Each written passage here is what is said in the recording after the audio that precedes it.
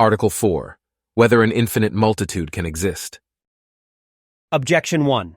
It seems that an actually infinite multitude is possible, for it is not impossible for a potentiality to be made actual. But number can be multiplied to infinity. Therefore, it is possible for an infinite multitude actually to exist. Objection 2. Further, it is possible for any individual of any species to be made actual. But the species of figures are infinite. Therefore, an infinite number of actual figures is possible. Objection 3. Further, things not opposed to each other do not obstruct each other. But supposing a multitude of things to exist, there can still be many others not opposed to them. Therefore, it is not impossible for others also to coexist with them, and so on to infinitude. Therefore, an actual infinite number of things is possible.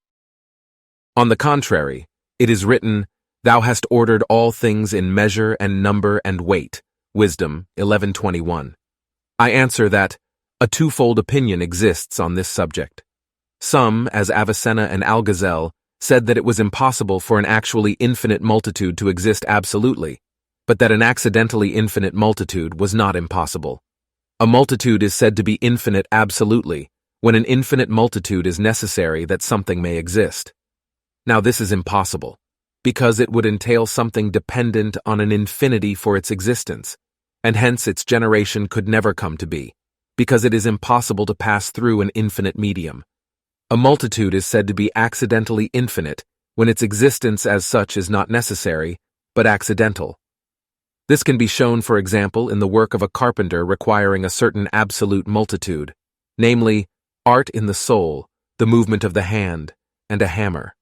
And supposing that such things were infinitely multiplied, the carpentering work would never be finished, for, as much as it would depend on an infinite number of causes. But the multitude of hammers, inasmuch as one may be broken and another used, is an accidental multitude, for it happens by accident that many hammers are used, and it matters little whether one or two or many are used, or an infinite number, if the work is carried on for an infinite time. In this way they said that there can be an accidentally infinite multitude. This, however, is impossible, since every kind of multitude must belong to a species of multitude. Now the species of multitude are to be reckoned by the species of numbers. But no species of number is infinite, for every number is multitude measured by one. Hence it is impossible for there to be an actually infinite multitude, either absolute or accidental. Likewise, multitude in nature is created, and everything created is comprehended under some clear intention of the Creator, for no agent acts aimlessly. Hence, everything created must be comprehended in a certain number.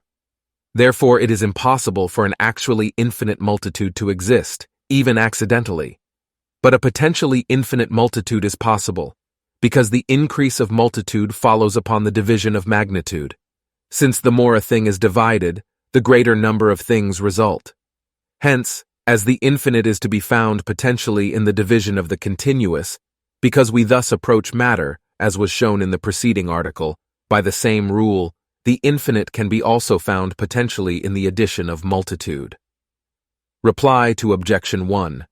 Every potentiality is made actual according to its mode of being. For instance, a day is reduced to act successively, and not all at once.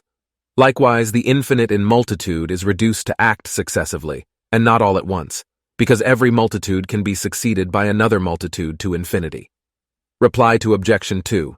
Species of figures are infinite by infinitude of number.